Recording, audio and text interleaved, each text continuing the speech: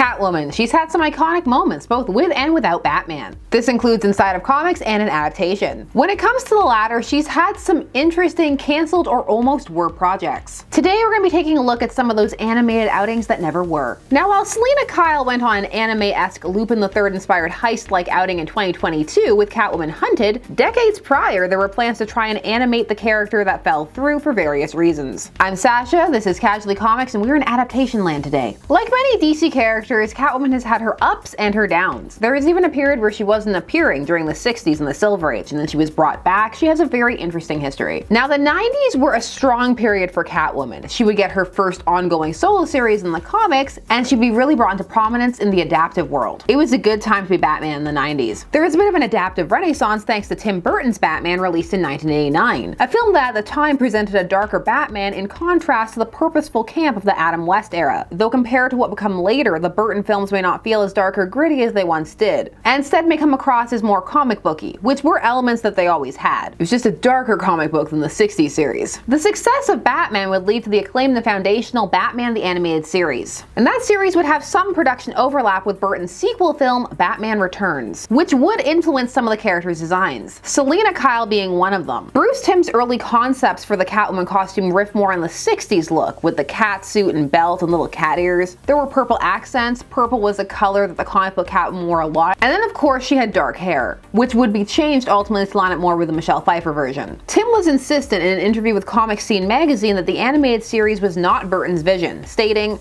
"This show is absolutely not Tim Burton's vision. In fact, I would like you to put that in print." While it may not have been Burton's vision, there were some things that they had to concede upon to make that kind of synergy work. The character would have blonde hair as mentioned, and the now full cowl would bear a resemblance to Michelle Pfeiffer's Catwoman. That interview was from 1993, so I imagine there may have been some more comparisons back then, especially because the Burton films would have been so popular, but so was the animated series in its own right. It was quite clear that aside from some design choices and some inspiration taken by some of the voice actors, Batman the Animated Series was blazing its own trail and had a very strong identity and voice that it strove to maintain even with various WB mandates or restrictions. Batman the Animated Series came out of the gate very strong. I can only beg your forgiveness and pray you'll hear me somehow. Someplace where a warm hand waits for mine. With that said, the popularity of Pfeiffer's Catwoman probably didn't hurt the animated series version. That early 90s Ballant run, it doesn't get as much credit as it deserves. People like to make fun of the really skin-tight costume and the boob socks, but there were some strong stories in there. Also, she stands very much on her own in that series, and that doesn't get mentioned quite as much as the costume. It was the first Catwoman costume I ever saw. When it comes to adaptation, the Michelle Pfeiffer portrayal is one of the classics, and it lingered in the public consciousness in a good way. Now, the popularity of Catwoman overall would lead to Fox approaching Bruce Timm and saying that he should do an animated spin-off of Batman the Animated Series with Catwoman. Catwoman Adventures, that wasn't the name. They did get to the concept art stage, but nothing ended up coming of it. Although it does look like some of the costume designs were worked in for the later animation style that was used by the new Batman Adventures. The animated universe would expand eventually into the DCAU, but it would do so by reaching outside the Batman mythos, bringing in more prominent DC characters, starting with Superman. There is an intriguing pitch idea that floats around. It is said that they were also going to pitch a Catwoman/Nightwing animated series at one point, which makes that uncomfortable episode You Scratch My Back make a lot more sense. Doesn't anybody believe in redemption anymore? Why come to me? Who else would give me the chance? Certainly not your boss. He's not my boss. Of course not. You're your own man now, aren't you? Stop trying to make Nightwing and Catwoman happen, DC. Leave Dick alone. The DCAU would continue growing strong after its start in 1992 through to the early 2000s. This would include some movies, including very strong entries like Mask of the Phantasm, and then more direct-to-consumer fare. As the DCAU wound down in the early 2000s, the direct-to-VHS and DVD entries became less strong. They became less cinematic and more by rote. It was the era of the mystery of the Batwoman, and it is in this period of 2003 that Batman TAS alumnum Boyd Kirkland admitted that he had been approached to do an animated Catwoman direct-to-VHS/DVD entry, and he hopped to it, had a whole script made and everything. He stated, "About a year before the Catwoman movie came out, Warner Animation asked me if I would be interested in developing a direct-to-video Catwoman movie to be released in the wake of the live-action feature. I came up with a story about Selina Kyle based loosely on an idea I had while developing another Batman video after Sub-Zero. They liked it and asked me to write an outline, which I did. This, however, was not to be, for the exact same reason it was commissioned in the first place, the 2004 Halle Berry Catwoman movie, the now infamous Catwoman movie."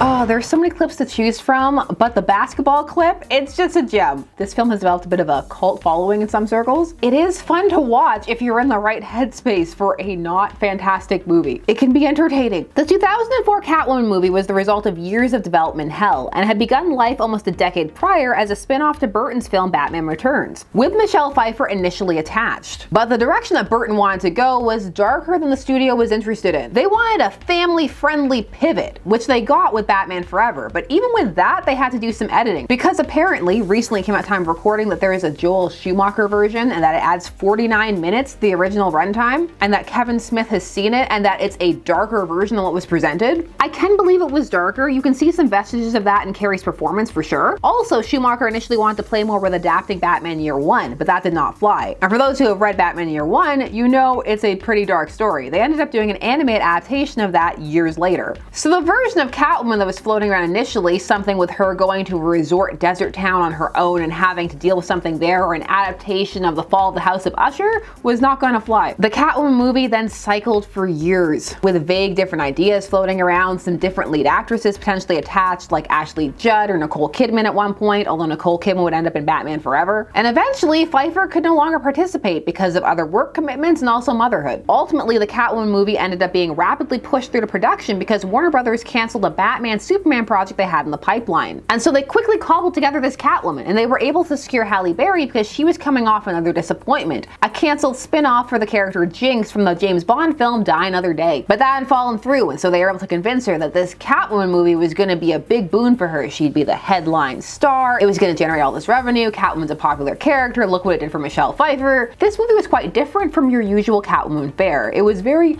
loosely based on the Batman mythos. The Catwoman in question isn't even Selina Kyle, it's Patience Phillips. It was an original story about this Phillips character and her eventual battle against an evil cosmetics company and her transformation into Catwoman because of Egyptian mythology. Now, all of these changes would filter back to Kirkland while he was working on this animated script. He stated, Warner Home Video decided it had to also include the new Catwoman portrayed by Halle Berry. They sent me the script for the movie so I could see who this new Catwoman was. I had to completely rethink my story, but still managed to retain the central premise. I wrote a complete script which portrayed how these two women meet and discover more about themselves. It delved much deeper into the Egyptian mythology set up in the Catwoman movie. I think it would have made a pretty entertaining video. Too bad the live action film did so poorly, as that pretty much killed any chance of my script ever getting made. That does actually sound kind of interesting. Now, Warner Brothers never got back to Kirkland about the animated film being canceled, but one can assume that it was. Just never heard about it again. That happens sometimes. It's always interesting to compare what's going on in the comic realms and the adaptive realms at the same time. The early 2000s were a strong period for Catwoman in the comics. Her series was relaunched under Ed Brubaker and Darwin Cook. She got a new and well-received sleek black costume with the zip and the goggles, and she firmly settled into the role of protector of the East End of Gotham. And she was also having adventures more separate from Batman at the time, for a bit. But he was around, floating around. So for people coming from that, or from the animated portrayals, or the Michelle Pfeiffer version, that 2004 movie would be quite the departure. And when things do so badly, they can harm a studio's confidence in the character themselves. There is a bit of reticence to put them out front and center again. Since the 90s, Catwoman has had solo series in the comic space on and off. There is a boost that occurred in that heyday, a kind of perfect storm across media. It helps cement the character more firmly in the mainstream consciousness, for both the more casual crowd and for comic fans. Berry stated in 2021 that she would be interested in taking a stab at directing a Catwoman sequel. This because she had recently directed a film on Netflix at the time. She stated, I would definitely direct the next Catwoman. I think I would redeem myself. As a filmmaker now, I would totally change the story. I would change the characters. I would have Catwoman saving the world from some catastrophe like male comic book characters get to do. That statement does not fill me with confidence that she grasps the Catwoman character, but miles will vary. Also, did you know that while Halle Berry did show up to accept her Razzie that she was nominated for and won for Catwoman, that's the award for worst performance, she did go and accept it, but she burnt it afterwards. One thing is for certain, Catwoman is a long-standing part of the Batman mythos and has enough staying power to be put out there as a lead. However, when one does that, there does need to be a bit more effort put in. At least until the first really strong standalone, and then it could snowball from there. People want and enjoy Batman, and there is a large fan base for that Bat-Cat dynamic. While that may vary for individuals, it holds true as a general statement. And DC still plays with that. You saw it in the Batman. In comics time of recording, they're leading up to a Batman/Catwoman war and hoping that that will draw people to the event. And there tend to be ideas that just float around that Catwoman will be a part of. For example, at one point she was meant to feature feature in a Batman Beyond movie where her son would be the villain of the film, but whatever else was attached to that, it was deemed too dark. She was going to be tied to Terry's origins, where they eventually went with them. Forever Bitter. While that was too dark, they eventually went with The Return of the Joker instead, the movie that had to have a kid cut and a mature cut because the Joker died so hard in it. Now we most likely certainly haven't seen the end of attempts at solo Catwoman projects. As mentioned, 2022 we saw Catwoman Hunted that boasted it would forego the Bat-Cat dynamic, but then replaced Batman with Batwoman and had them flirt as well. So those were some cancelled animated Catwoman projects that almost were. Would you have wanted to see an animated Catwoman series set early in the Batman TAS timeline? If you were to make an animated Catwoman movie, what would your dream era and concept be? Go wild, like Danny DeVito writing his Catwoman fanfic comic where his penguin character gets with Catwoman and saves the world from COVID. Just go hard, basically. I want to hear your thoughts. Put them down below. While you're down there, please do all the YouTube things. Like, share, comment, subscribe, and hit the bell notification so that you never miss a vid. Thanks so much for taking some time to spend it discussing, well, comics and comics adjacent things today with me, and I will see you again soon. Bye-bye.